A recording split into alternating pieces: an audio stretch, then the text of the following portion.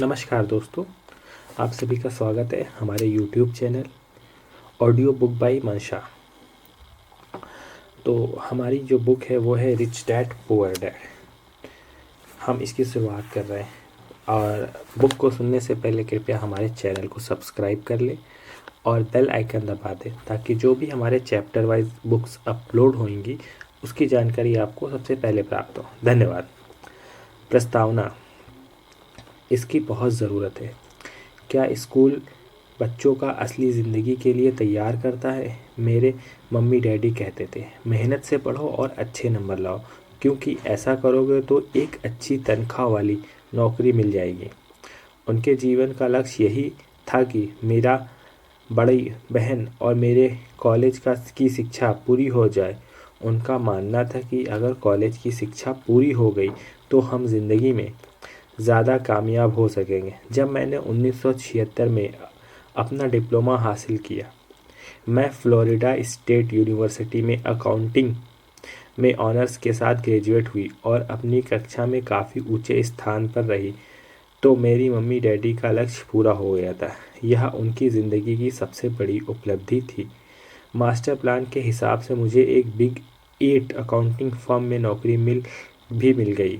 अब मुझे उम्मीद थी कि एक लंबे करियर और कम उम्र में रिटायरमेंट की। मेरे पति माइकल भी इसी रास्ते पर चले थे।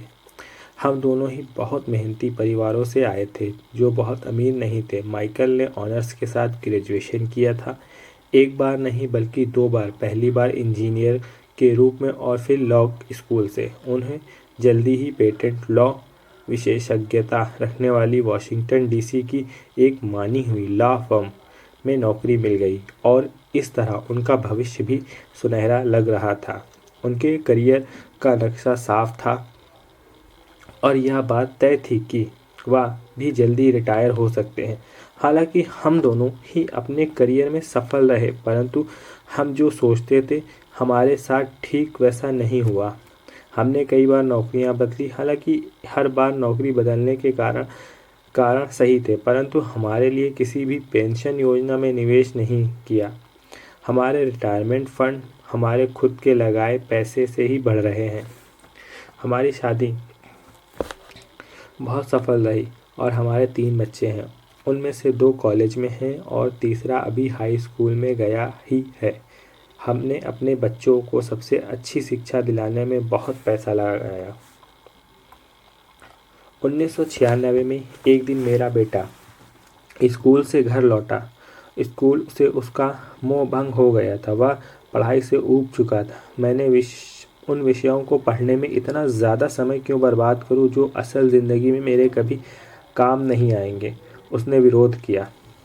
बिना सोचे विचारे ही मैंने जवाब दिया, क्योंकि अगर तुम्हारे अच्छे नंबर नहीं आए तो तुम कभी कॉलेज नहीं जा पाओगे।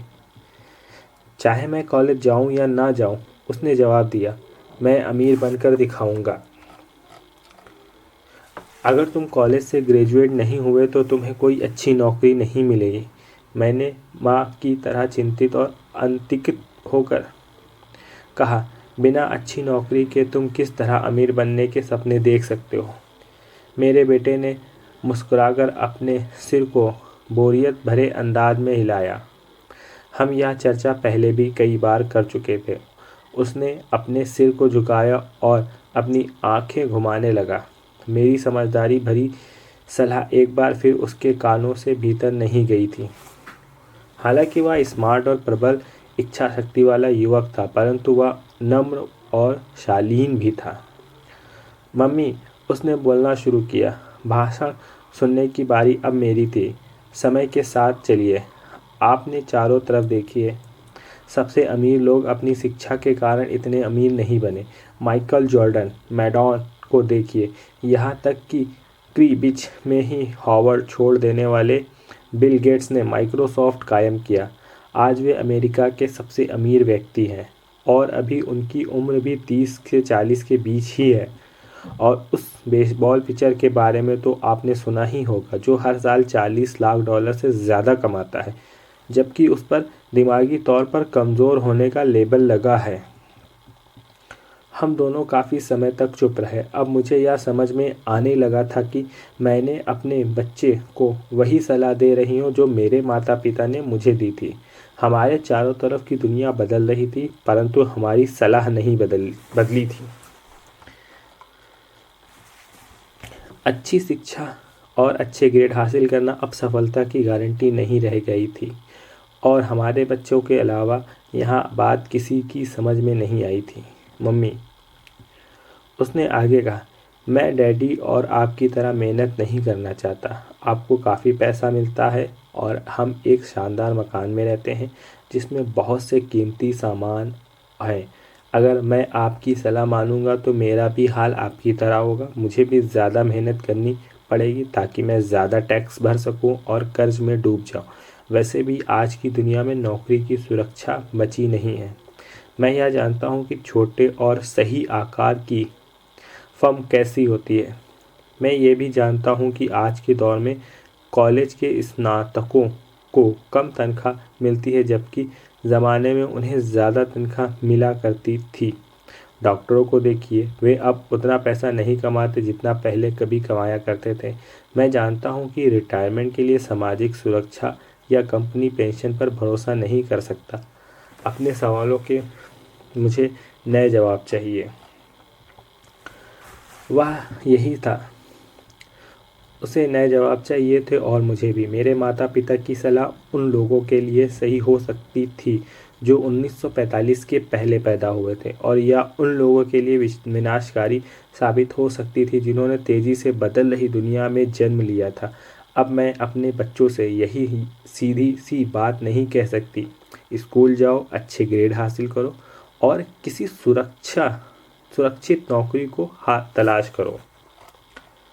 मैं जानती थी कि मुझे अपने बच्चों की शिक्षा को सही दिशा देने के लिए नए तरीकों की खोज करनी होगी। एक माँ और एक अकाउंटेंट होने के नाते मैं इस बात से परेशान थी कि स्कूल में बच्चों को धन संबंधी शिक्षा या वित्तीय शिक्षा नहीं दी जाती। हाई स्कूल ख़त्म होने से पहले ही आज के युवाओं के पास अपना क्रेडिट कार्ड होता है। यह बात अलग है कि उन्होंने कभी धन संबंधी पाठ्यक्रम में भाग नहीं लिया होता है, और उन्हें यह भी नहीं पता होता है कि इसे किस तरह निवेश किया जाता है। इस बात का ज्ञान तो दूर की बात है कि क्रेडिट कार्ड पर चक्रवृद्धि ब्याज की गणना किस तरह की जाती। इस आसान भाषा में कहें तो उन्हें धन संबंधी शिक्षा नहीं मिलती है, और यह ज्ञान भी नहीं होता है कि पैसा किस तरह काम करता है।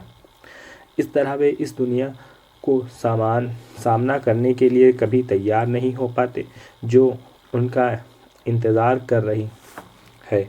एक ऐसी दुनिया जिसमें बचत से ज़्यादा खर्च का महत्व दिया जाता है।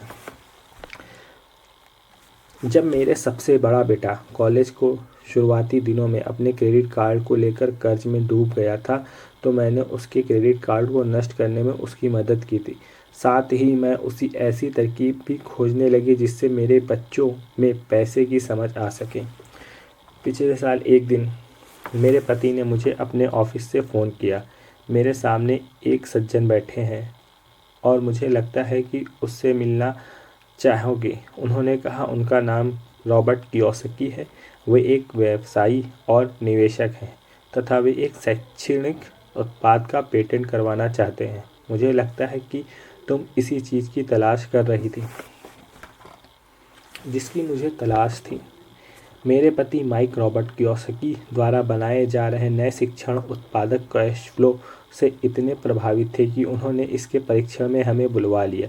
यह एक शैक्षणिक खेल था, इसलिए मैंने स्थानीय विश्वविद्यालय में पढ़ रही अपनी 19 वर्षीय बेटी से पूछा कि क्या वह मेरे साथ चलने की और तैयार हो गई। वह तैयार हो गई। इस खेल में हम लगभग 15 लोग थे जो 3 समूह में विभाजित थे। माइक सही थे, मैं इसी तरह के शैक्षणिक उत्पाद की खोज कर रही थी।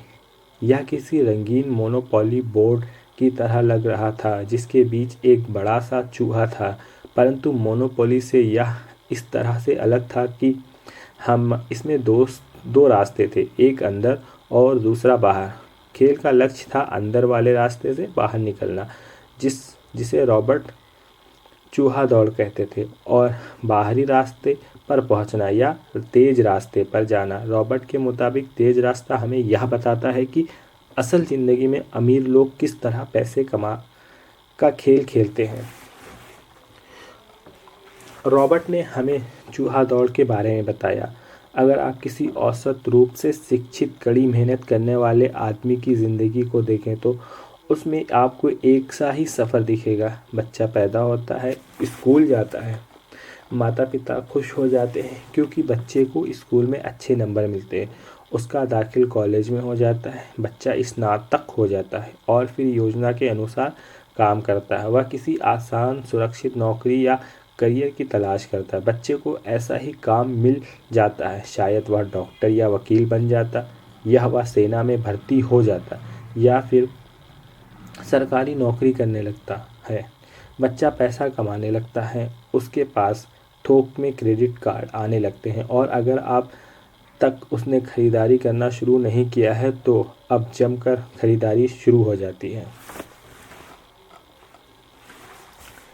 खर्च करने के लिए पैसे पास में होते हैं तो वह उन जगहों पर जाता है जहां उसकी उम्र के ज़्यादातर नौजवान होते हैं, लोगों से मिलते हैं, डेटिंग करते हैं और कभी कभार शादी भी कर लेते हैं। अब ज़िंदगी में मज़ा आ जाता है क्योंकि आजकल पुरुष और महिला दोनों नौकरी करते हैं। दो तनख्वाहें बहुत सुखद लगती हैं। पति पत्नी दोनों को लगता है कि ज़िंदगी सफल हो गई है। उन्हें अपना भविष्य सुनहरा नज़र आता है। अब वे घर, कार, टेलीविज़न खरीदने का फैसला करते हैं, छुट्टियां मनाने कहीं चले जाते हैं और फिर उनके बच्चे हो जाते हैं। बच्चों के साथ उनके खर्चे भी बढ़ जाते हैं। खुशहाल पति पत्नी सोचते हैं कि ज़्यादा पैसे कमाने के लिए अब उन्हें ज़्यादा मेहनत करनी चाहिए। उनका करियर अब उनके लिए पहले से ज़्यादा मायने रखता है। वे अपने काम में ज़्यादा मेहनत करने लगते हैं ताकि उन्हें प्रमोशन मिल जाए या उनकी तनख्वाह बढ़ जाए। तनख्वाह बढ़ती है पर उसके साथ ही दूसरा बच्चा पैदा हो जाता है। अब उन्हें एक बड़े घर की ज़रूरत महसूस होती है। वे नौकरी में और भी ज़्यादा मेहनत करते हैं, बेहतर कर्मचारी बन जाते हैं और ज़्यादा मन लगाकर काम करने लगते हैं। ज़्यादा विशेषज्ञता हासिल करने के लिए वे एक बार फिर किसी स्कूल में जाते हैं ताकि वे ज़्यादा पैसा कमा सकें। हो सकता है कि वे दूसरा काम भी खोज लें। उनकी आमदनी बढ़ जाती है परंतु उस आमदनी पर उन्हें इनकम टैक्स भी चुकाना पड़ता है। यही नहीं, उन्होंने जो बड़ा घर खरीदा है उस पर भी टैक्स देना होता है। इसके अलावा उन्हें सामाजिक सुरक्षा का टैक्स तो चुकाना ही है। इसी तरह बहुत से टैक्स चुकाते चुकाते उनकी तनख्वाह चुक जाती है। वे अपनी बढ़ी हुई तनख्वाह को लेकर घर आते हैं और हैरान होते हैं कि इतना सारा पैसा आखिर कहाँ चला जाता है। भविष्य के लिए बचत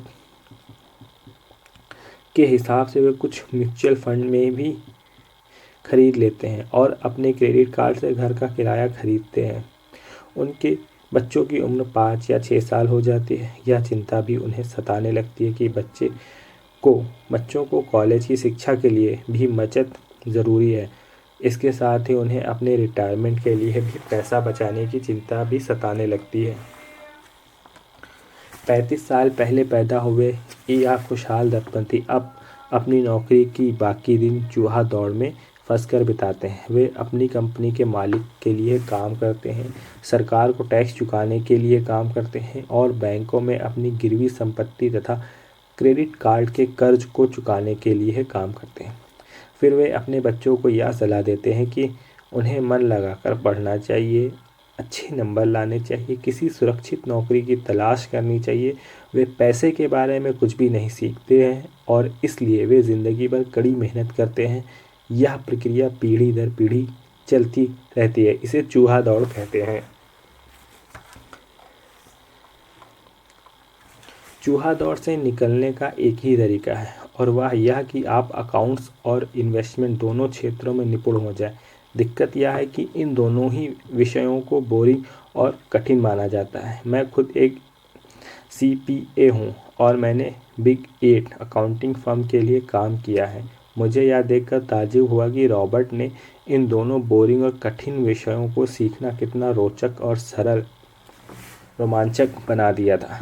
सीखने की प्रक्रिया इतनी अच्छी तरह छुपा ली गई थी कि जब हम चूहा दौड़ से बाहर निकलने के लिए जी जान लगा रहे थे तो हमें यह ध्यान ही नहीं रहा कि हम कुछ सीख रहे थे। शुरू में तो हम एक नए शैक्षणिक खेल का परीक्षण कर रहे थे, परंतु जल्द ही इस खेल में मुझे और मेरी बेटी को मज़ा आने लगा। खेल के दौरान हम दोनों ऐसे विषयों पर बात कर रहे थे जिनके बारे में हमने पहले कभी बात नहीं की थी। एक लेखपाल होने के कारण इनकम स्टेटमेंट और बैलेंस शीट से जुड़ा खेल खेलने में मुझे कोई परेशानी नहीं हुई। मैंने खेल के नियम और इसकी बारीकियां समझाने में अपनी बेटी और दूसरे लोगों की मदद भी की। उस रोज़ मैं चूहा दौड़ से सबसे पहले बाहर निकली और केवल मैं ही बाहर निकल पाई। बाहर निकलने में मुझे 50 मिनट का समय लगा, हालांकि खेल लगभग 3 घंटे तक चला। मेरी टेबल पर बैठा एक बैंकर था, इसके अलावा एक व्यवसायी था और एक कंप्यूटर प्रोग्रामर भी था। मुझे यह देखकर बहुत हैरत हुई कि इन लोगों को अकाउंटिंग या इन्वेस्टमेंट के बारे में कितना कम जानकारी है, जबकि ये विषय ज़िंदगी में कितनी ज़्यादा अहमियत रखते हैं। मेरे मन में यह सवाल भी उठ रहा था कि वे असल ज़िंदगी में पैसे धेले के कारोबार को कैसे संभालते होंगे। मैं यह समझ सकती थी कि मेरी 19 साल की बेटी क्यों नहीं समझ सकती, पर ये लोग तो उससे दोगुनी उम्र के थे। उन्हें ये बात समझ में आनी चाहिए थी। चूहा दौड़ से बाहर निकलने के बाद मैं 2 घंटे तक अपनी बेटी और इन शिक्षित अमीर वयस्कों को पासा फेंकते और अपना बाजार फैलाते देखती रही। हालांकि मैं खुश थी कि वो लोग कुछ नया सीख रहे थे, लेकिन मैं इस बात से बहुत परेशान और विचलित भी थी कि वयस्क लोग सामान्य अकाउंटिंग और इन्वेस्टमेंट के मूलभूत बिंदुओं के बारे में कितना कम जानते हैं। उन्हें अपनी इनकम स्टेटमेंट और बैलेंस शीट के इस आपसी संबंध को समझने में बहुत समय लगा। अपनी संपत्ति खरीदते और बेचते समय उन्हें ध्यान ही नहीं रहा कि हर सौदे से उनकी महीने की आमदनी पर असर पड़ रहा है। मैंने सोचा असल ज़िंदगी में ऐसा करोड़ों लोग होंगे जो पैसे के लिए सिर्फ इसलिए परेशान हो रहे हैं क्योंकि उन्होंने ये दोनों विषय कभी नहीं पढ़े। मैंने मन में सोचा, भगवान का शुक्र है कि हमें मज़ा आ रहा है और हमारा लक्ष्य खेल में जीतना है। जब खेल ख़त्म हो गया तो रॉबर्ट ने हमें 15 मिनट तक कैश फ्लो पर चर्चा करने और इसकी समीक्षा करने के लिए कहा। मेरी टेबल पर बैठा व्यवसायी खुश नहीं था, उसे खेल पसंद नहीं आया। मुझे यह सब जानने की कोई ज़रूरत नहीं है, उसने ज़ोर से कहा। मेरे पास इन सब के लिए अकाउंटेंट, बैंकर, वकील हैं जिन्हें यह सब मालूम है। रॉबर्ट का जवाब था, क्या आपने गौर किया कि ऐसे बहुत से अकाउंटेंट हैं जो अमीर नहीं हैं, और यही हाल बैंकर्स, वकील और स्टॉक ब्रोकर्स और रियल इस्टेट्स ब्रोकर्स का भी है। वे बहुत अच्छा जानते हैं और प्रायः वे लोग स्मार्ट होते हैं, परंतु उनमें से ज़्यादातर अमीर नहीं होते। क्योंकि हमारे स्कूल में हमें वह सब नहीं सिखाते जो अमीर लोग जानते हैं, इसलिए हम इन लोगों से सलाह लेते हैं। परंतु एक दिन जब आप किसी हाईवे पर कार से जाते हैं, आप ट्रैफिक में जाम में फंस जाते हैं, आप बाहर निकलने के लिए छटपटाते हैं। जब आप अपनी दाईं तरफ देखते हैं तो वहाँ आप देखते हैं कि आपका अकाउंटेंट भी उसी ट्रैफिक जाम में फंसा हुआ है।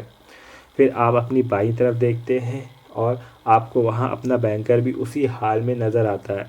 इससे आपको हालात का अंदाज़ा हो जाएगा। कंप्यूटर प्रोग्रामर भी इस खेल से प्रभावित नहीं हुआ। यह सीखने के लिए मैं सॉफ्टवेयर खरीद सकता हूँ। बैंकर ज़रूर प्रभावित हुआ था। मैंने स्कूल में अकाउंटिंग सीखी थी, परंतु मैं अब तक यह नहीं समझ पाया था कि असल ज़िंदगी में किस तरह काम में लाया जाए। अब मैं समझ गया हूँ, मुझे चूहा दौड़ से बाहर निकलने के लिए खुद को तैयार करने की ज़रूरत है। परंतु मेरी पुत्री के विचारों से मैं सबसे ज़्यादा रोमांचित हुई। उसने कहा, मुझे सीखने में बड़ा मज़ा आया। मैंने इस बारे में बहुत कुछ सीखा है कि पैसा असली में किस तरह काम करता है और इसका निवेश किस तरह करना चाहिए। फिर उसने कहा, अब मैं जानती हूँ कि अपने काम करने के लिए किस तरह का व्यवसाय चुनूँ, और यह व्यवसाय चुनने का कारण नौकरी की सुरक्षा, उससे मिलने वाला फ़ायदा या तनख्वाह नहीं होंगे। अगर मैं इस खेल से सिखाई जाने वाली बातें सीख जाती हूँ तो मैं कुछ भी करने के लिए आज़ाद हूँ और वह सीखने के लिए आज़ाद हूँ जो मैं दिल से सीखना चाहती हूँ। अभी तक मुझे उस चीज़ को सीखना पड़ता था जिससे मुझे नौकरी पाने में मदद मिले। अगर मैं यह खेल सीख जाती हूँ तो मुझे नौकरी की सुरक्षा और सामाजिक सुरक्षा की ज़्यादा चिंता नहीं होगी, जैसा कि मेरी बहुत सी सहेलियों को होती है। खेल खत्म होने के बाद रॉबर्ट से बात करने के लिए ज़्यादा समय नहीं मिला। हमने उनकी योजना पर आगे बात करने के लिए बाद में मिलने का फैसला किया। इतना तो मैं जानती थी कि इस खेल को बहाने रॉबर्ट यह चाहते हैं कि लोगों में पैसे की बेहतर समझ विकसित हो जाए। यही कारण था कि मैं उनकी योजना के बारे में ज़्यादा जानने के लिए उत्सुक थी। मैंने रॉबर्ट और उनकी पत्नी के साथ अगले हफ्ते फॉर डिनर मीटिंग रख ली। हालांकि यह हमारा पहला सामाजिक मेल जोल था, फिर भी हमें ऐसा महसूस हो रहा था जैसे एक दूसरे से बरसों से जानते हों। हमने पाया कि हम में बहुत सी बातें एक जैसी हैं। हमने बहुत से विषयों पर बातें की, खेलों, नाटकों, रेस्टोरों और सामाजिक आर्थिक विषयों पर। हमने बदलती हुई दुनिया के बारे में भी बातें की। हमने इस मुद्दे पर भी बहुत समय तक विचार किया कि ज़्यादातर अमेरिकी कैसे अपने रिटायरमेंट के लिए कम पैसा बचा पाते या बिल्कुल भी नहीं बचा पाते। हमने सामाजिक सुरक्षा, मेडिकेयर की लगभग दिवालिया हालत पर भी विचार किया। क्या हमारे बच्चे को 7 से 5 करोड़ वृद्ध लोगों के रिटायरमेंट के लिए टैक्स चुकाना होगा? हम हैरान थे कि लोग पेंशन योजना के भरोसे बैठकर कितना बड़ा खतरा मोल ले रहे हैं। रॉबर्ट की सबसे बड़ी चिंता यह था कि अमीर और गरीब के बीच फासला लगातार बढ़ता जा रहा था। ऐसा न सिर्फ अमेरिका में हो रहा है बल्कि पूरी दुनिया में हो रहा है। रॉबर्ट स्वशिक्षित और स्वनिर्मित व्यवसायी थे। वे दुनिया भर में निवेश कर चुके थे और 47 वर्ष की उम्र में रिटायर होने में सफल हो गए थे। वे काम इसलिए कर रहे थे क्योंकि उन्हें भी वही चिंता थी जो मुझे अपने बच्चों को लेकर सता रही थी।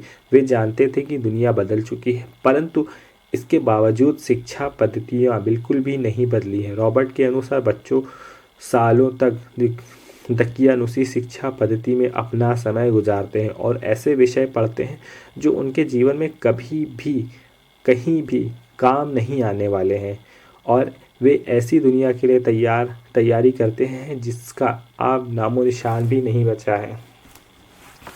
आज आप किसी भी बच्चे को सबसे खतरनाक सलाह दे सकते हैं, वह यह है, स्कूल जाओ, अच्छे नंबर लाओ और कोई सुरक्षित नौकरी ढूंढो। उन्होंने कहा, यह पुरानी सलाह है और यह खराब सलाह है। अगर आप यह देखते हैं कि एशिया, यूरोप, दक्षिण अमेरिका में क्या हो रहा है तो आप भी उतने ही चिंतित होंगी जितनी कि मैं। रॉबर्ट के अनुसार यह बुरी सलाह है, क्योंकि अगर आप चाहते हैं कि आपके बच्चे को भविष्य आर्थिक रूप से सुरक्षित हो तो आप पुराने नियमों के सहारे नए खेल को नहीं खेल सकते। यह बहुत खतरनाक होगा। मैंने उससे पूछा कि पुराने नियमों से उसका क्या मतलब है? मेरी तरह के लोग अलग तरह के नियमों से खेलते हैं और आपकी तरह के लोग पुराने नियमों की लीक पर ही चलते रहते हैं। उन्होंने क्या होता है जब कोई कॉरपोरेशन स्टाफ कम करने की घोषणा करता है, लोगों को नौकरी से निकाल दिया जाता है, परिवार तबाह हो जाता है, बेरोजगारी बढ़ जाती है। हाँ, परंतु कंपनी पर इसका क्या असर पड़ता है, खासकर जब कंपनी स्टॉक एक्सचेंज में दर्ज हो। जब स्टाफ कम करने की घोषणा होती है तो स्टॉक की कीमत बढ़ जाती है।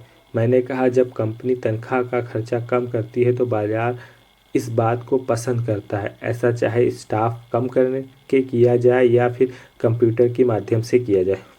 उन्होंने कहा, आप ठीक कह रहे हैं। और जब स्टॉक की कीमत बढ़ती है तो मेरी तरह के लोग, यानी जिनके पास उस कंपनी के शेयर होते हैं, वे ज़्यादा अमीर हो जाते। अलग तरह के नियमों से मेरा यही आशय था, कर्मचारी हारते हैं, मालिक और निवेशक जीतते हैं। रॉबर्ट कर्मचारी और मालिक के बीच के फ़र्क को समझा रहे थे। यह फ़र्क था अपनी किस्मत पर खुद अपना नियंत्रण होना या फिर अपनी किस्मत पर किसी दूसरे का नियंत्रण होना। परंतु ज़्यादातर लोग यही नहीं समझ पाते कि ऐसा क्यों होता है। मैंने कहा, उन्हें लगता है कि यह ठीक नहीं है। उसका जवाब था, इसलिए तो बच्चों से यह कहना मूर्खता है अच्छी शिक्षा प्राप्त करो। यह सोचना मूर्खता है कि स्कूलों में दी जा रही शिक्षा से बच्चे उस दुनिया का सामना करने के लिए तैयार हो जाते हैं जिसमें वे कॉलेज के बाद पहुंचने वाले हर बच्चे को ज़्यादा शिक्षा की ज़रूरत है, एक अलग तरह की शिक्षा की, और उन्हें नए नियमों को जानने की ज़रूरत है, अलग तरह के नियम को जानने की ज़रूरत है। धन के कुछ नियम होते हैं जिनसे अमीर लोग खेलते हैं और धन के कुछ और नियम होते हैं जिनसे बाकी 95% लोग खेलते हैं। ये 95% लोग उन नियमों को अपने घर स्कूल में सीखते हैं। इसलिए आजकल किसी से यह कहना खतरनाक है मन लगाकर पढ़ो, अच्छी नौकरी खोजो। आज बच्चों को अलग तरह की शिक्षा की ज़रूरत और आज की शिक्षा नीति उन्हें मूलभूत बातें नहीं सिखा पा रही। इस बात से फ़र्क नहीं पड़ता कि क्लासरूम में कितने कंप्यूटर रखे हैं या स्कूल में कितना पैसा खर्च कर रहे हैं। जब शिक्षा नीति में वह विषय ही नहीं है तो उसे किस तरह पढ़ाया जा सकता है। अब सवाल यह उठता है कि किस तरह माता पिता अपने बच्चों को वह सिखा सकते हैं जो वे स्कूल में नहीं सीख पाते। आप अपने बच्चों को अकाउंटिंग किस तरह सिखाते हैं, क्या इससे वे बोर नहीं हो जाते? और आप उन्हें किस तरह निवेश करना सिखाएंगे जब एक पालक के रूप में आप खुद निवेश के खतरे से डरते हैं? अपने बच्चों को सुरक्षित जीवन के लिए तैयार करने के बजाय मैंने यह बेहतर समझा है कि उनके रोमांचक जीवन के लिए तैयार किया जाए। तो आप किस तरह किसी बच्चे को धन और उन सब चीज़ों के बारे में सिखा सकते हैं जिन पर हमने शिक्षा अभी विचार किया है। मैंने रॉबर्ट से पूछा, हम किस तरह इसे माता पिता के लिए आसान बना सकते, खासकर तब जब उन्हें खुद ही उसकी समझ ना हो। उन्होंने कहा, मैंने इस विषय पर एक पुस्तक लिखी है। वह पुस्तक कहाँ है? मेरे कंप्यूटर में है। यह बरसों से वही बिखरी पड़ी है। मैं कभी कभार उसमें कुछ बातें जोड़ देता हूँ, परंतु मैं आज तक उसे कभी इकट्ठा नहीं कर पाया। मैंने इस पुस्तक को तब लिखना शुरू किया था जब मेरी पहली पुस्तक बेस्ट सेलर हो गई थी, परंतु मैं अभी तक अपनी नई पुस्तक को पूरा नहीं कर पाया। यह अभी भी खंडों में है और वह पुस्तक निश्चित रूप से खंडों में ही थी। उन बेतरतीब खंडों को पढ़ने के बाद मैंने यह फैसला किया कि पुस्तक निश्चित रूप से बेहतरीन थी और समाज में इसकी बहुत ज़रूरत थी, खासकर ऐसे समय में जब दुनिया तेज़ी से बदल रही थी। हम दोनों तत्काल इस निर्णय पर पहुंचे कि रॉबर्ट की पुस्तक में सह लेखक बन जाऊं। मैंने उनसे पूछा कि उनके विचार से किस बच्चे को कितनी वित्तीय शिक्षा की ज़रूरत होती है। उन्होंने कहा कि यह बच्चे पर निर्भर करता है। अपने बचपन में ही उन्होंने यह जान लिया था कि वे अमीर बनना चाहते हैं। अगर उन्हें ऐसे पिता स्वरूप व्यक्ति मिल जाएं जो अमीर थे और उनका मार्गदर्शन करने के लिए इच्छुक भी थे। रॉबर्ट का कहना था कि शिक्षा ही सफलता की नींव है। जिस तरह स्कूल में सीखी गई बातें महत्वपूर्ण होती हैं, उसी तरह धन संबंधी समझ और बोलने की कला भी महत्वपूर्ण होती है। आगे की कहानी रॉबर्ट के 2 डैडियों के बारे में है, जिनमें से एक अमीर और दूसरा गरीब। इनके ज़रिए रॉबर्ट उन रहस्य के बताएंगे जो उन्होंने अपने जीवन में सीखे। दोनों डैडियों के बीच का अंतर एक खास बात उजागर करता है। इस पुस्तक को मैंने बढ़ाया, जिसमें कुछ जोड़ा और घटाया और इसे व्यवस्थित करने का काम किया। जो अकाउंटेंट इस पुस्तक को पढ़ उनसे मेरा यह अनुरोध है कि अपने किताबी ज्ञान को एक तरफ रख दें और अपने दिमाग में रॉबर्ट के सिद्धांतों को घुस जाने दें। हालांकि उनमें से कई सिद्धांत पहली नज़र में गलत लगेंगे, अकाउंटेंट के सिद्धांतों की बुनियादी बातों को चुनौती देते लगेंगे, परंतु यह याद रखें कि वे एक महत्वपूर्ण दृष्टि देते हैं कि किस तरह सच्चे निवेशक अपने निवेशक के फैसले को विश्लेषण करते हैं। जब हम अपने बच्चे को स्कूल जाने, मेहनत से पढ़ने और अच्छी नौकरी पाने की सलाह देते हैं तो अक्सर हमें ऐसा सांस्कृतिक आदतों के कारण करते हैं। ऐसा करना हमेशा सही चीज़ मानी जाती है। जब रॉबर्ट से मिली तो उनके विचारों ने शुरू तो मुझे चौंका दिया। 2 डैडियों के साथ पले बढ़े रॉबर्ट के सामने 2 अलग अलग लक्ष्य होते थे। उनके पढ़े लिखे डैडी उन्हें कॉरपोरेशन में नौकरी करने की सलाह देते थे और उनके अमीर डैडी उन्हें कॉरपोरेशन का मालिक बनने की सलाह देते थे।